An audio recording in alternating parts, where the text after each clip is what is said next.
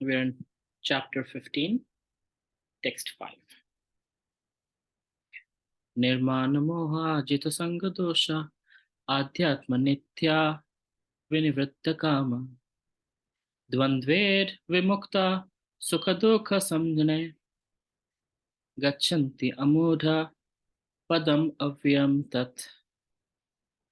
Those who are free from false prestige, illusion, and false association, who understand the eternal, who are done with material lust, who are freed from the dualities of happiness and distress, and who, unbewildered, know how much to surrender unto the Supreme Person, attain to the eternal kingdom.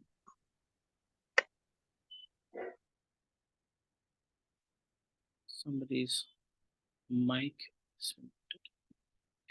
Okay. So let's go to the previous verses.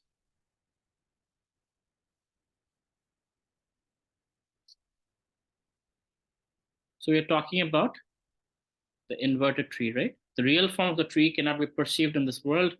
No one can understand where it ends, where it begins, or where its foundation is.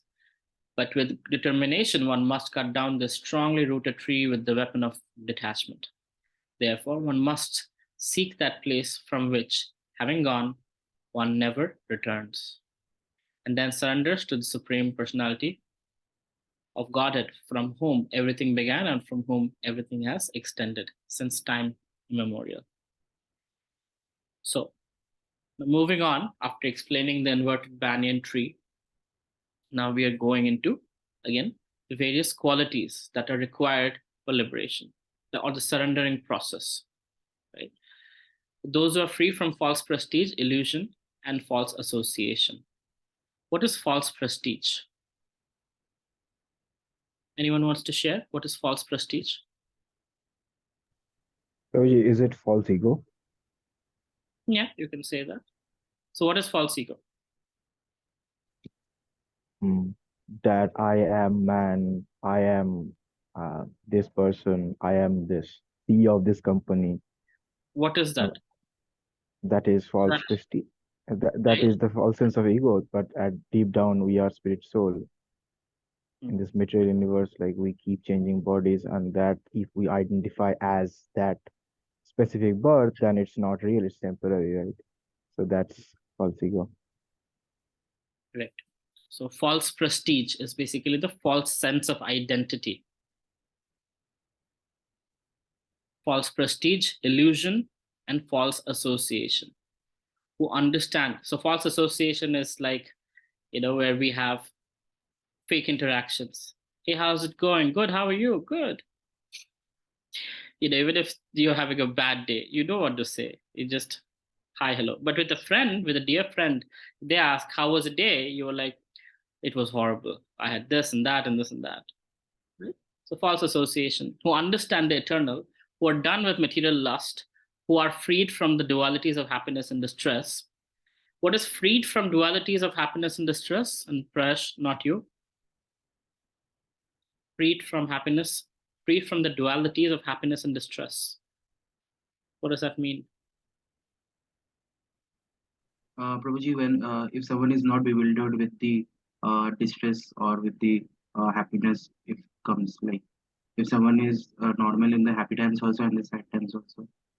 So one is not moved by happiness and distress. One is as is without being influenced by externals, right?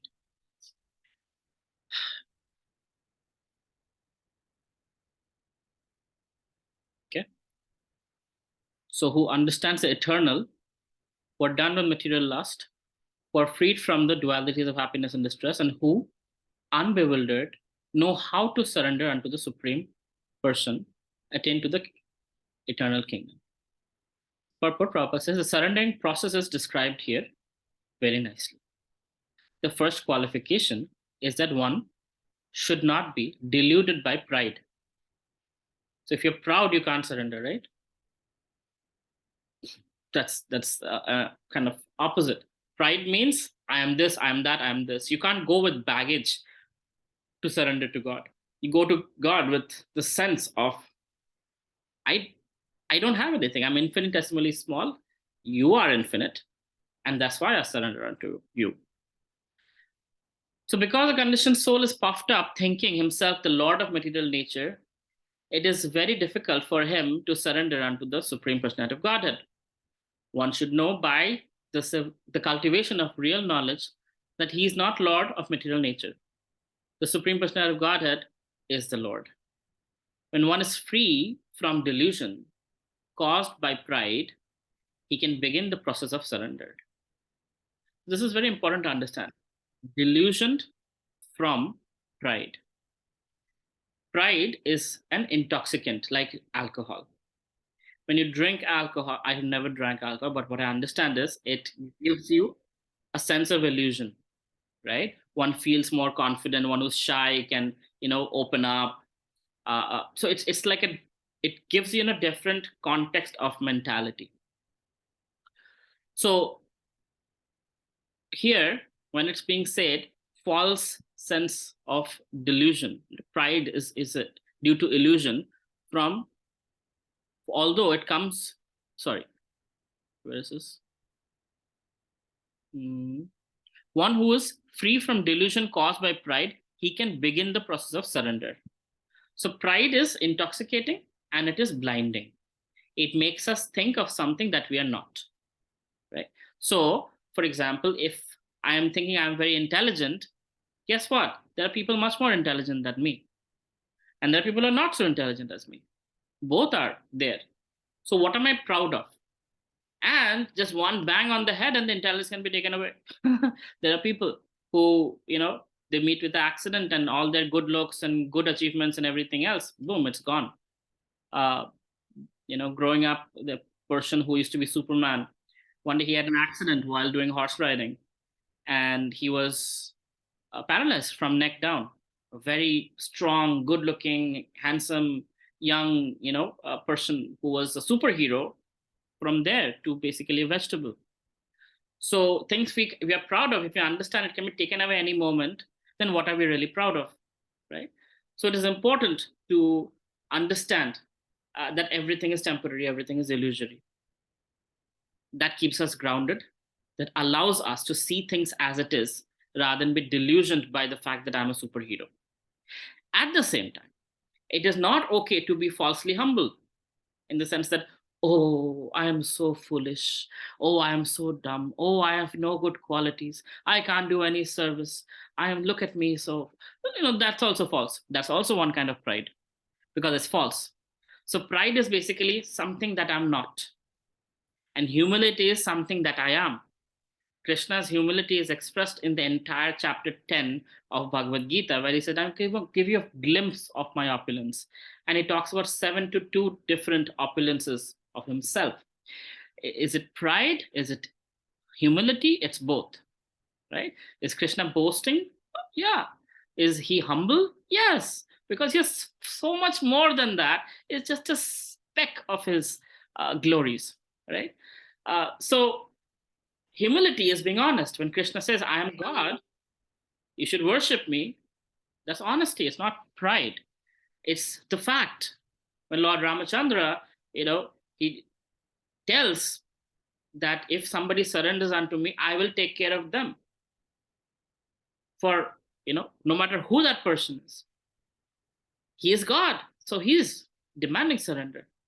And Lord Chaitanya doesn't demand surrender. Lord Chaitanya comes after us. Like, you don't want it, still take it. It's your gift. Take Krishna Prema, right? So that's our great fortune. But here it is being spoken about the delusion arising from pride. And that's a very important statement to keep in mind. And when one is free from delusion caused by pride, he can begin the process of surrender. What is the process of surrender? The process of surrender starts with, I don't know, I want to know. It's as simple as that. I don't know, I want to know. Right? Because what happens is, when pride is there, I'll explain it with an example. That was my introduction to Krishna consciousness. The day I met my mentor for the first time, I challenged him. He answered a bunch of my questions. And I was coming from, Ramakrishna Mission background, and I had the pride that I knew everything. I've read already all these books and Vedanta, this, that, this, that. So I knew. So after the class was over, my mentor got out and he told me about a story, which I'm going to share with you. He said, there was one guy who didn't know how to play the guitar. He went to a guitar teacher, and the guitar teacher charged him $50. And he came and told his roommate, my teacher is very good. And the roommate said, oh, I want to learn from him. I actually know how to play the guitar. I want to be better at it. So when he went to the guitar teacher charged him $100. And the person was bewildered. It's like, my roommate doesn't know any guitar and you're charging $50. With me, I know already so much.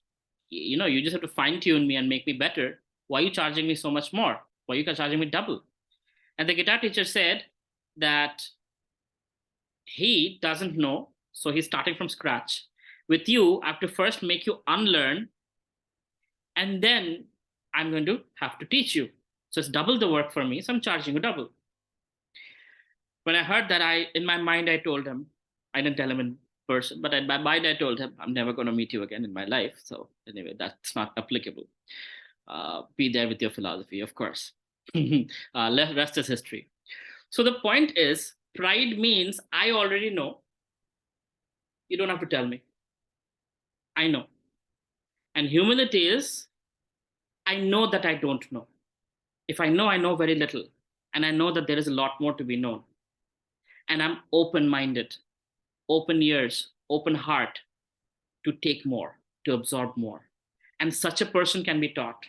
Such a person is qualified to receive spiritual knowledge and start the process of surrender.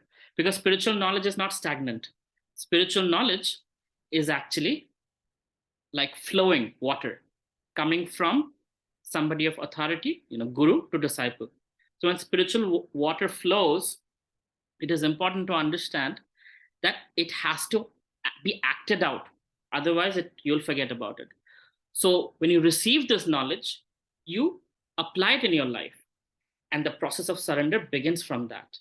But we can't apply it in our life unless we are convinced that this process is something that works. Unless we're out of the pride that makes us think we know everything, I don't need to practice anything.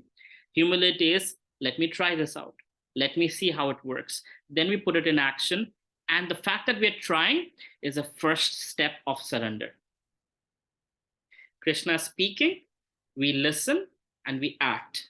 That is the first step of surrender. When we do that, our spiritual life begins. Krishna's mercy starts coming and empowering us. And slowly but surely, we move towards Krishna's lotus feet, right? So surrender doesn't mean you take a flag and you say, oh, I surrender. I'm such a loser. No.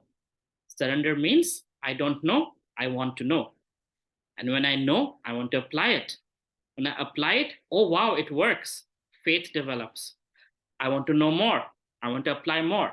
Oh, wow, this really works. More faith develops. And it's a snowball effect where we keep moving forward with strong faith. Slowly, our doubts are completely erased. And we have full confidence in the process of bhakti. And we move in leaps and bounds and become Krishna conscious as we go along, right? So this is what it means. This is the litmus test for getting out of delusion of pride. So as reality kicks in, pride takes a backseat. And we realize how big is Krishna, how small I am, how much he is helping me, how small I'm capable of, how futile my efforts are, right? How much karma is and how much Krishna is. My little karma can take me only so far, but Krishna's mercy can take me so much further, right? Beyond my imagination. That's the beauty, that's the path, and that's the inspiration for us, right? We're not limited to our karmic bank account, all the good things and the bad things we have done. We're not limited to that. Krishna's mercy flows, all of that gets flown away. And we have unlimited opportunity, unlimited potential for growth. All right. So when one is free from delusion caused by pride, he can begin the process of surrender. For one who is always expecting some honor in this material world, it is not possible to surrender to the Supreme Person. Pride is due to illusion. For although one comes here, stays for a brief time, and then goes away, he has a foolish notion that he is the Lord of the world. He thus makes all things complicated, and he is always in trouble. I used to have a relative. In his house, they were having Narayan Puja, and the Purohit said the man of the house should come now. And he was downstairs in his office, and I went to call him. Hey, the yajna is happening. Please come. And this person said, "Well, God has to wait to get, someone like me to sit at the yajna." I was like, "What? God has to wait?" Okay, this person really thinks highly about himself. And before that person was, anyway, he is no more on this planet, and it was not too far from that time. And although I have tremendous love and respect for this person, but it was a very stark realization that I got that day, that somebody thinks so big that God has to wait for him. And before you know, that person is no more, right? So who's really, anyway, you get the point. I'm not trying to be disrespectful to somebody who's no more, but it's a point to understand and keep in mind. Anytime anything can happen. Krishna can take away life. Krishna can take away things we are proud of. Anytime anything can happen. COVID, so many people who were super rich got down to nothing. Demonetization, this, that. So anytime, this world is a padam padam hi vipadam natesham. At every step there is vipada. Every step there is, in Bengali we say bipod, which means there's danger at every step. So such a place where you're so much danger, how can one be proud? Anytime what you're proud of can be taken away. So it's important that we stay grounded, we stay aware, and stick to being real. And being real means being humble. He has the foolish notion that he is the Lord of the world. He thus makes all things complicated, and he is always in trouble. The whole world moves under this impression. People are considering the land, this earth, to belong to human society, and they have divided the land under the false impression that they are the proprietors. One has to get out of this false notion that human society is the proprietor of this world. When one is freed from such a false notion, he becomes free from all the false associations caused by familial, social, and personal affections. Thus, these faulty associations blind one to this material world. After this stage, one has to develop spiritual knowledge. One has to cultivate knowledge of what is actually his own and what is actually not his own. So let me ask you the question. Studying Bhagavad Gita, what is it that is actually your own? What is one thing that we can say, yes, this is mine? Efforts, Prabhuji. Okay, anybody else wants to try? Desires. Okay. Karma. Karma is mine. Okay. My personality is also mine. Okay.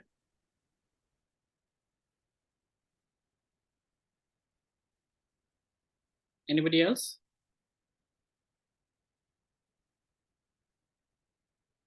You all are right.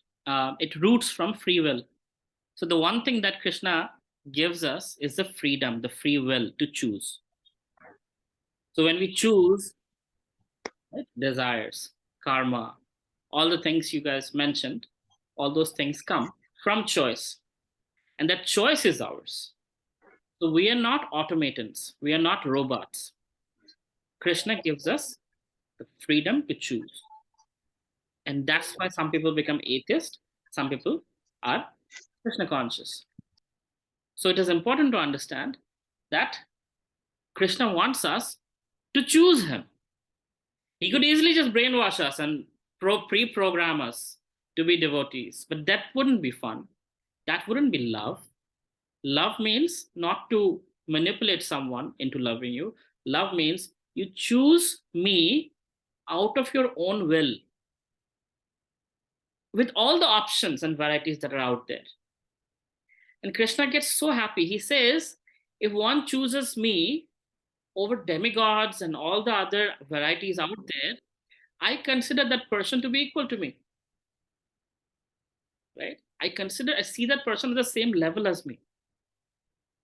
So that is, Srimad Bhagavatam. So in the initiation process, he says, one who's taking this process of initiation, surrendering to the Guru, and at that point, I see that person equal to me. Krishna, we never are equal to God. So this is Krishna's humility, that he sees us that way.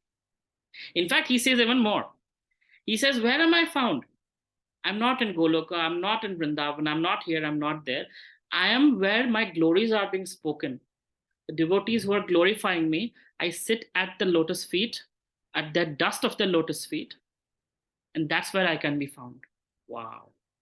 Where can Krishna be found? He likes to be where his glories are being spoken. At their feet, Krishna is. Wow. So that is Krishna's nature. So Krishna, we might think, oh, I'm surrendering to Krishna. But look at his mood. He's also in that surrender mood to those who love him. So it's not a one-sided game where we are saying, oh, my Lord. He's also taking on that position. He loves to take on that position, in fact. He loves to be chastised by Mother Yashoda. He loves to be yelled at by Lalita Sakhi. He loves to be in that receiving position than being God, right? One of my friends asked me, oh, if Krishna is so loving, why doesn't he share his God throne with us also? At that time, I didn't know much about Krishna consciousness. So I asked my mentor, I'm like, yeah, so can you answer that question for me? He said, sharing his throne? He makes Sudama sit on his bed and he washes Sudama's feet with his tears. What are you speaking about sharing his throne? He's making Sudama sit on his bed. What to speak of throne? Throne is for outsiders. Bed is even more private. That is Krishna's nature. So he's not only willing to share his throne, he's just allowing us to be above him. Why? So bhakti is considered above God himself. Why? Because through bhakti, you can purchase God. It becomes your property. So bhakti is more powerful than Krishna. Bhakti Rasamrita says that. I'm not saying it. So that is why the pride, we don't have to hold on to pride. Humility has a lot of wonderful things because humility attracts Krishna. And, this other side happens. So we surrendering and Krishna is also surrendering. And together, there is this beautiful relationship being re-established. From Krishna's side, it's always been there. But from our side, we have forgotten. So it's reigniting that loving relationship through humble submission, prayers. Krishna has given the whole formula. All right. Does anybody remember that formula? The last verse of chapter 9. Should we go back to it? Let's go back to chapter 9's last verse.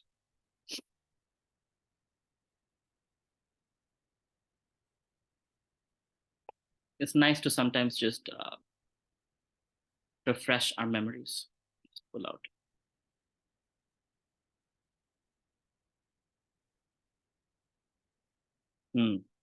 Text 34. Let's look at 9:34. Manmana bhava madbhakto madhyaji mam namaskuru mad evasya yuktasvam atmamam mat paranaya. Engage your mind always in thinking of me. Become my devotee. Offer obeisances to me. Worship me. Being completely absorbed in me, surely you will come to me. Wow. There is the formula.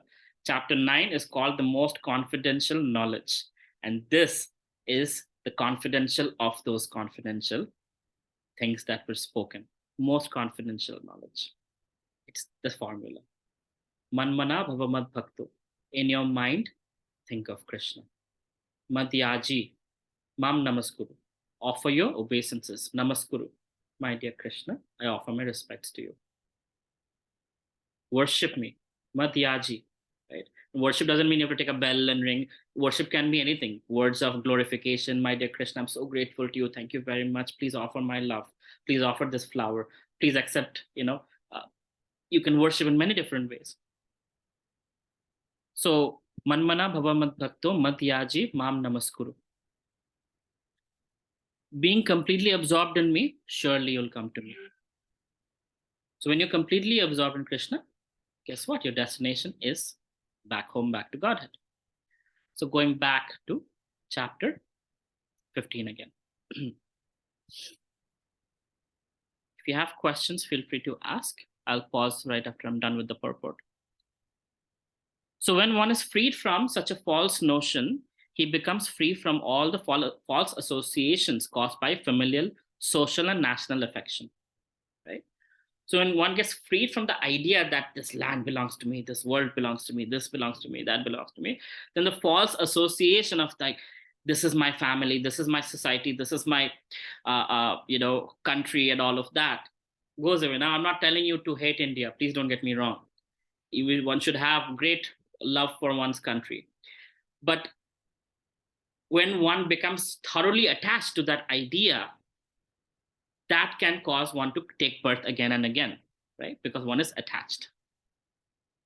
These faulty associations blind one to the material world. After this stage, one has to develop spiritual knowledge. One has to cultivate knowledge of what is actually his own and what is actually not his own. And when one has an understanding of things as they are, he becomes free from all dual conceptions such as happiness and distress, pleasure and pain. He becomes free, he becomes full in knowledge. Then it is possible for him to surrender to the Supreme Personality of Godhead. So surrendering process is not a process of ignorance. It's a process of knowledge. Many people think those who are not educated in science, those who are not very literate, they worship God. But here Krishna is saying, or Prabhupada is explaining, that it's a process of knowledge. Arjun, after understanding the Bhagavad Gita, with the knowledge of Gita, he says, Karishya vachanam tava.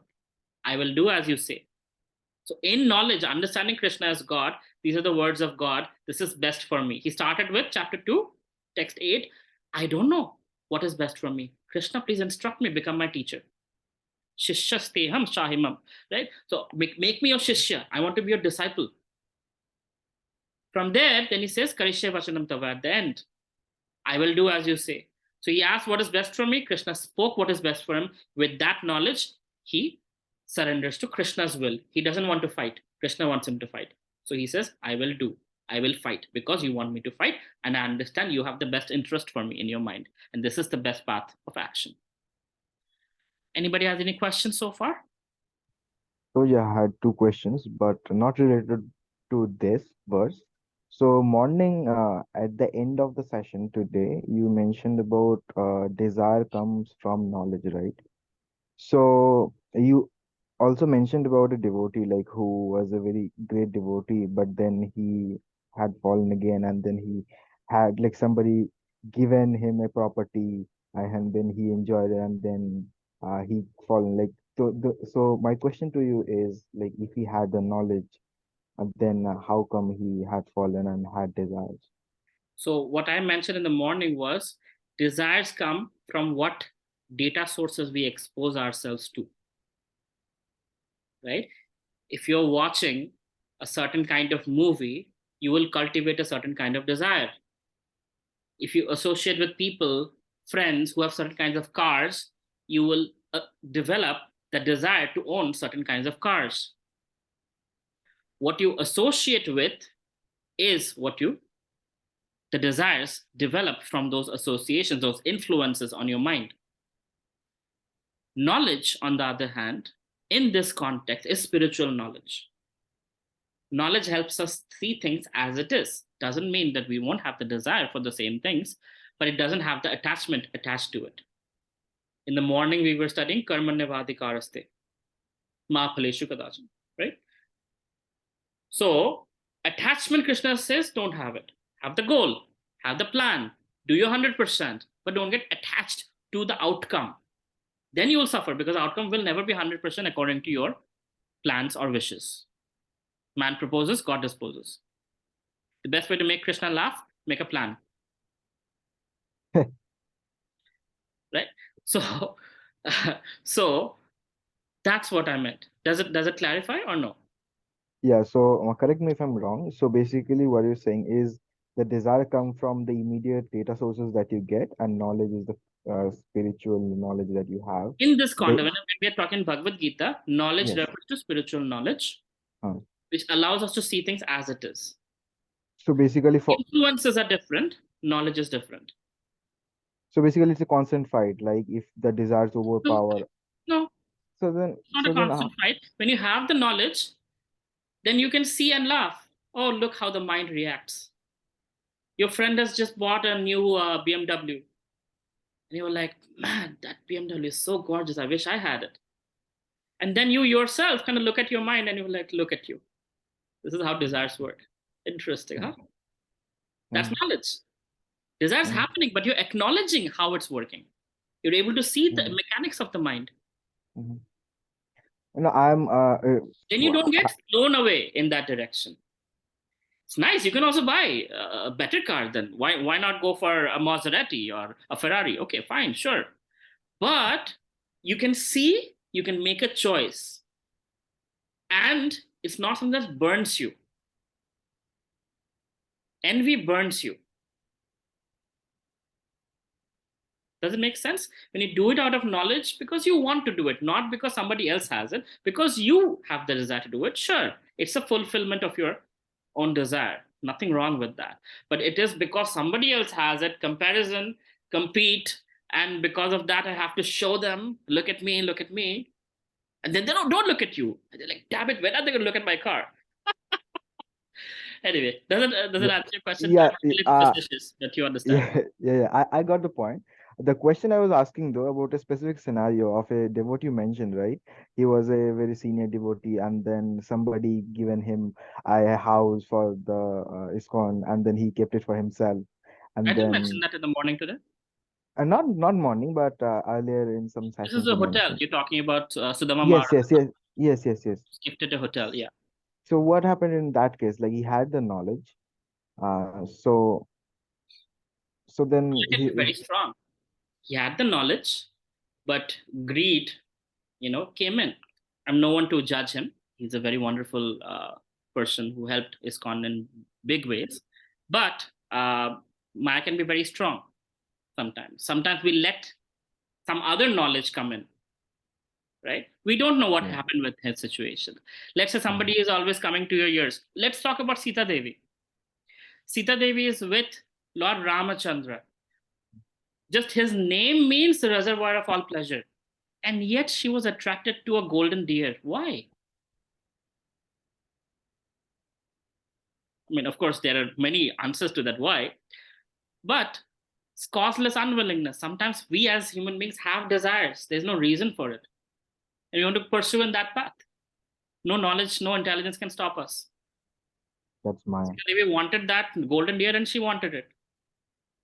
It's also true it was some way to do the Leela. If that didn't happen, then all these yeah. Sita Haran wouldn't happen, Ravan wouldn't be killed, and da da da da da da. But it is also true. It's not like she was acting like, oh, I have to do this Leela now.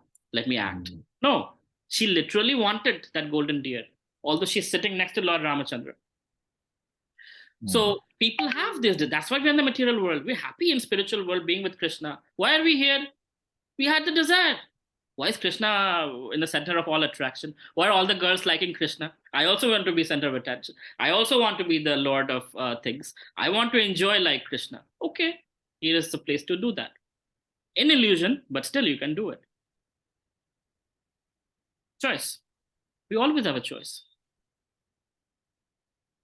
So just because we have knowledge doesn't mean it's actually very difficult. Now it's like dhobi ka kutta na ghar ka na ghat ka, right?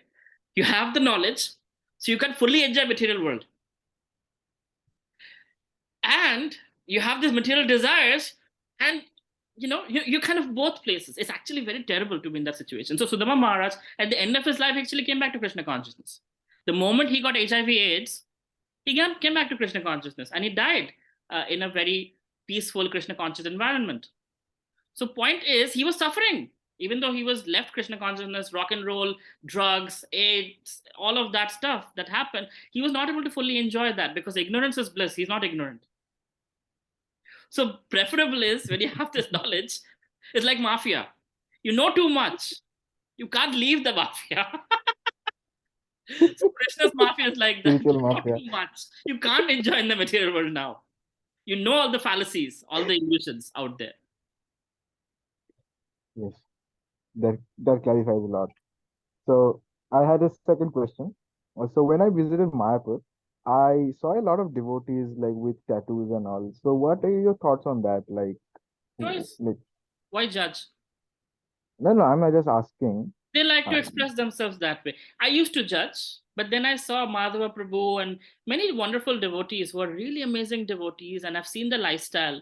I mean, they're far more sincere than I can ever dream of, and they have tattoos and earrings and whatnot. People come from all parts of the world. People have all kinds of upbringings. They have all different ways of expressing, and Krishna likes variety. So as long as mhm. see, look at their bhakti rather than the externals, and you'll be able to appreciate variety. Well, I mean, I meant like can that be a hindrance? Because one of my friend, No, not I necessarily. really does tattoo, and he was asking me to get one. So I'm just asking, like, No, it's not a hindrance. It's not a hindrance. There are devotees who have, Shikshashtakam verses tattooed on their chest. There are devotees with Hare wow. Krishna mantra tattooed on themselves. There's Tulsi tattooed on people. And tattooing is actually, it's not just now, modern times, even past, it is there. So those things are not very, of course, if you go to Orthodox Vaishnava or a ISKCON devotee, they will tell you, oh, no, no, no, this is all Western influence. You're in Maya, Prabhu. I Hmm. don't belong to that group of people because to me, I saw how Srila Prabhupada, not seen Prabhupada, but we have all seen how Prabhupada dealt with these Westerners and how non-judgmental he was. And he saw the soul, he saw the intention. He was not judgmental of the externals, right? So drug addicts to, Ford Motor Company's owner, to doctors, to PhDs, everyone Prabhupada loved equally. Because as long as they are interested in Krishna consciousness, Prabhupada was willing to give his life for them. So it's not a hindrance. Externals are not so. Make sense? Am I audible? Okay, Prabhuji. I I'm I scared feel about my the internet internet connections. connection. Yeah. Yeah, it is choppy now and then. Is it mine or can everybody experiencing it? Sometimes it's choppy. No, we can hear Prabhuji very well. Okay, thank God. All right. Any other questions, Prayash? Hare Krishna. Okay. Anybody else has any questions? Prabhuji, I just wanted to ask one thing, is that as you told that when somebody is showing humility, that I also don't have anything I don't know, and False that humility. false humility. So basically, when we are accepting knowledge, we are exposed to different data sources. So many times I think that I don't have such knowledge, and that time how to judge and be humble that whether I should accept knowledge from this source or not always a physical personal source, but we are exposed to multiple data sources. So how to be humble in that situation? I'm not clear about the question. What is there to be humble about while accepting knowledge? Are you Like, I'm not able to frame it correctly. I'm saying that you told about humility in both, that false humility, sorry, that one who knows a lot of things, that I know a lot of things, that is also false humility, and I don't know a lot of things. So many times we try to accept knowledge even though we are knowing that things. So maybe we hear that whatever is coming by our ears, that yes, let me hear, I don't know much, maybe I will have something, but anyway I have that, so I'm not able to judge. I have totally lost. I don't know what you're reading. Okay, I'm I'll frame sorry. it in the correct Let way. me let me explain humility and knowledge. Since you're asking those two words, I'm able to pick out from what you're saying. I don't know what you're asking, to be honest with you. Um,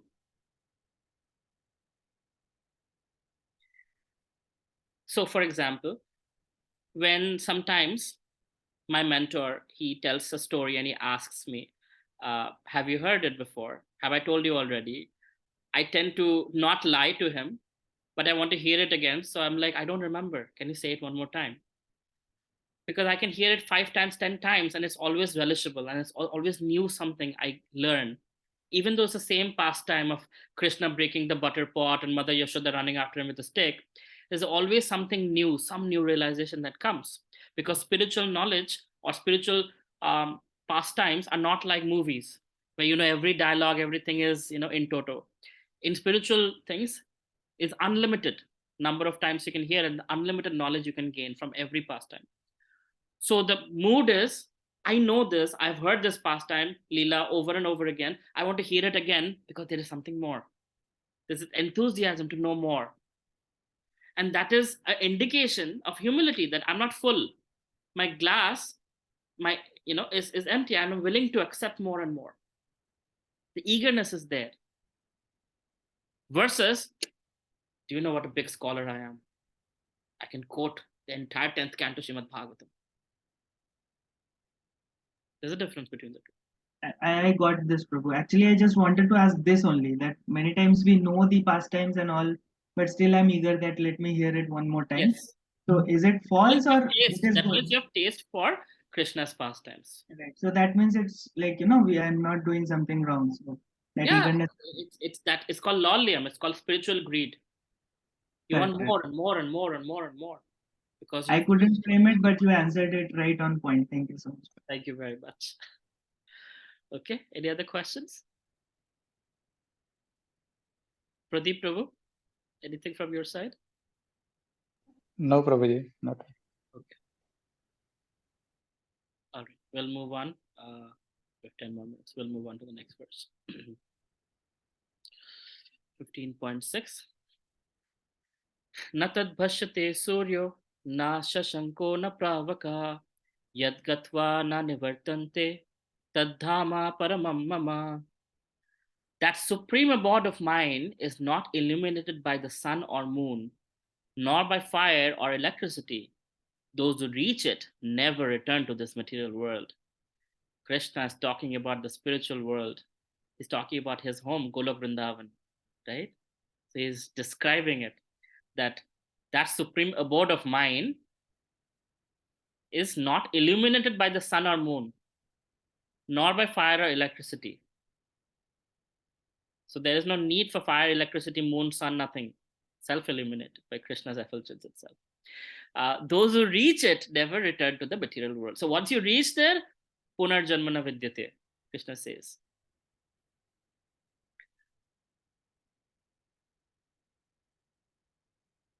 (15.7) The living entities in this conditioned world are eternal fragments. Oh, sorry. This is a very beautiful verse. You should memorize it if you can. Mamaivam sa jiva loke jiva bhuta sanatanaha manashashtyani indriyani prakritisthani karshati. The living entity in this conditioned world are my eternal fragmental parts. Due to conditioned life, they are struggling very hard with the 6 senses, which includes the mind. Okay, so I'll go back to the previous verse and hit some important Tad Dhama Paramam. So Srila Prabhupada speaks here, the word Paramam Mama are very important here. Actually, every nook and corner is the property of the Supreme Lord. Everything belongs to Krishna. But the spiritual world is Paramam, full of 6 opulences. The Katha Upanishad also confirms that in the spiritual world, there is no need for sunshine, moonshine, or stars. Na tatra suryo bhati na chandra tarakam. But the whole spiritual sky is illuminated by the internal potency of the Supreme Lord. That supreme abode can be achieved only by surrender and no other means. You cannot take a rocket and go to the spiritual world. It is only possible when we surrender to the process of Krishna consciousness. That's when we move back, go back home, back to Godhead. So this requires, sorry, am I audible? Am I getting choppy? Yes, you're audible, but yeah, it's choppy. Yeah, a little bit of calls. Whenever the call comes, the data gets Okay. Sorry about that. Now it's fine, Prabhu. Okay. All right. Then Prabhupada says one should be captivated by this information. Okay, let me go serially. The spiritual world, the abode of the Supreme Person of Godhead, Krishna, which is known as Krishna Loka, Goloka, Vrindavan, is described here. In the spiritual world, there's no need for sunshine, moonshine, fire, or electricity because all the planets are self-luminous. All the planets, as in, there is Lord Narsingadeva's planet, there is Lord Ramachandra's planet, Ayodhya, there's Krishna's planet, Goloka, right? So all the expansions of the Supreme Lord, Kurma Avatar, Varaha Avatar, they all have their planets and they're all self-illuminated. There's no need for sun, moon, stars, or electricity. We have only one planet in this universe, the sun, which is self-luminous. But all the planets in the spiritual sky are self-luminous. So according to Vedic understanding, the sun is considered a planet, not a star. So that's why Prabhupada is using the Vedic terminology. So in all the planets, sun is the only self-effulgent planet. Every other planet is not self-effulgent. But in the spiritual world, all the planets are self-effulgent. That doesn't mean they're super hot. They're just self-effulgent. We have only one planet in this universe, the sun. Okay. The shining effulgence of those planets called Vaikunthas constitutes the shining sky known as the Brahma Jyotir. Actually, the effulgence is emanating from the planet of Krishna, Goloka Vrindavan. Part of that shining effulgence is covered by the Mahatattva, the material world. Other than this, the major portion of that shining sky is full of spiritual planets, which are called Vaikunthas, chief of which is Goloka Vrindavan. As long as the living entity is in the dark material world, he is in conditioned life. But as soon as he reaches the spiritual sky by cutting through the false perverted tree of the material world, he becomes liberated. When there is no chance of his coming back here. In this conditioned life, the living entity considers himself to be the lord of the material world. But in his liberated state, he enters into the spiritual kingdom and becomes an associate of the Supreme Lord. There he enjoys eternal bliss, eternal life, and full of knowledge. Sat, Chit, Ananda. One should be captivated by this information. He should desire to transfer himself to that eternal world and extricate himself from this false reflection of reality. For one who is too much attached to this material world, it is very difficult to cut that attachment. But if he takes to Krishna consciousness, there is a chance of gradually becoming detached. One has to associate himself with devotees, those who are Krishna consciousness, those who are in Krishna consciousness. One should search out a society dedicated to Krishna consciousness, ISKCON, and learn how to discharge devotional service. In this way, he can cut off his attachment to the material world. One cannot become detached from the attraction of the material world simply by dressing himself in saffron cloth. A lot of saffron clad people are attached, right? So it's not about the clothing, it's not about the tattoo. It's about, am I attached to this world or am I attached to Krishna? He must become attached to the devotional service of the Lord.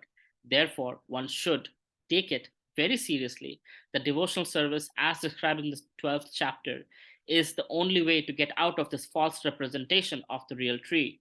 In chapter 14, the contamination of all kinds of processes by material nature is described. Only devotional service is described as purely transcendental, right? Everything else has something milawat, but devotional service is Shuddha Sattva. There's no contamination of the three modes of material nature. All right, moving on. 826. Is there any questions? Let's pause and see. Any questions so far? Anything you didn't understand? Can be a little esoteric. If not, we will keep moving. 15.7, right? He says, this is very, for me, it's very reassuring. We are a part of Krishna. Wow. See, if there's somebody gives us a flower from a great temple, we're like, oh, wow, this has come from Jagannath Puri. This has come from Varadara Swami. This is from Tirupati. Oh, this is Prasadam. Imagine we are a part of God. We are divine by nature. Mamai, Vamsa, Amsa, you're my part. Jiva loke, Jiva bhuta sanatana, Jiva bhuta sanatana is eternal, right? So Krishna is encouraging us and he's telling us the truth. The living entity is in this conditioned world, and my eternal fragmental parts, they're always eternally my part. But due to conditioned life, they are struggling very hard with the six senses, which includes the mind. So because we have been conditioned, we've forgotten that we are part of Krishna. That's why we are suffering with the five senses and the mind. How are we suffering with the six senses? Happiness, distress. Let's be a little bit more descriptive. Due to We his are Hare Krishna Prabhuji. Sorry, Hare Krishna Mataji, go ahead. somebody else was speaking. No, Okay. it's okay. So can you repeat the question in all this? I just forgot. I was about to answer, but The question is, how are we suffering because in this conditioned state because of the five senses and the mind? because we are so much controlled by all those five senses because of Maya Devi that we suffer because we are totally controlled. If I want to, somebody wants to do japa or anything, so there are so many things which are going outside word which attracts towards it, and attracts our five senses, that we are not able to do japa. This is just an example of what Yeah. I wanted So to say. material desires burn us. It's a sense of burning. I want. Unless I have it, I can't be, I can't sleep properly. I can't breathe properly. I want. So, but when we come to Krishna consciousness, we become a lot more stable. And Krishna will provide if it's needed. It's not needed, he will not provide. I don't have to. I do my 100%, of course, but regardless, I'm taken care of, right? But the sense of attachment and that sense of like I need it or else I can't think of life without it, obsession, that kills, that burns. So Krishna is saying that although they're my parts and parcels eternally, still in this conditioned world, they are thinking they're this body, they're thinking they're this, whatever you see here, and this five senses and the mind are pulling each direction, right? I want to eat this, I want to hear this, I want to see this. It's like, I don't mean to be gender biased, but sometimes people get married to a very demanding wife. The wife is like, I want that sari, I want that jewelry, I want this. And the man is working very, very hard. He has no savings. He's not able to, save up. He's constantly just catering to the wife's needs and she's still not happy. Just to make it not gender biased, I'll also say it from the man's side. The man is like, I want that food. I want it right now. Why is the bed is not clean? Or why is this not clean? Right? In a context of, let's say, very stereotypical way, where a wife is taking care of the household and the husband is taking care of outside. Both sides, it can be the true, where there's super high demand and no matter what you do, the other person is not satisfied. And that is because, it causes pain to us and it causes pain to the other person. So many such examples, and Krishna is saying, you guys, all the part of me, you should be happy, Satchidananda Vigraha, right? You should be blissful, but you're not because you're suffering of this six senses. As a fragmental part and parcel of the Supreme Lord, the living entity also have fragmental portion of his qualities, of which independence is one. Every living entity, as an individual soul, has its personal individuality and a minute form of independence. So what's happening is, because we are part of God, it is only natural for us to act like God. And that's where the problem lies. Right? Sometimes it's like somebody who's very, very successful, like Abhishek Bachchan and Amitabh Bachchan, right? I hate to use like example, but Amitabh Bachchan is a very, very, very successful actor. He's a legend. His son has all that pressure on top of him, but he doesn't have all those skills. But if he tries to be, people laugh at him. Like, hey, you don't try to be a father. You're not, right? So we are part of Krishna. So Krishna is God. When we act like God, we fail. We can't even control our own senses. We can't control anyone, right? But we try to act like a controller, and that's how we sometimes screw things up.